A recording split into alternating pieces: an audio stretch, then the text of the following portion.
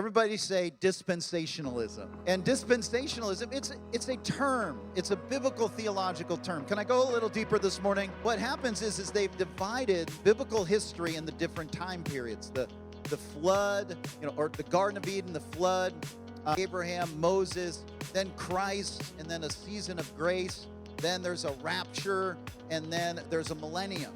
And again, the time periods are fascinating. I would encourage you to get both a eagle's eye view of the word and a worm's eye, a bird's eye and a worm's eye. But what happens is they believe that God moves differently in different times, that he worked with Israel during maybe this time, but then once it comes to the season of the church, this is what they would say, this is the season of the church, that God no longer deals with the nation of Israel. So this is what dispensationalism teaches.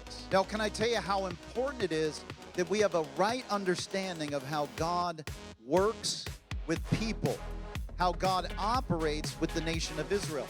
So there's a lot of belief out there today that God doesn't love Israel anymore, doesn't honor Israel, and his promises to Israel have been transferred to the church, and Israel lost out on the promises that God had for them. This is what not all dispensationalists teach, but it's oftentimes what dispensationalism leads to is it abandons the idea that God still works with Israel. And you have people today saying the people that are there right now aren't really Jews.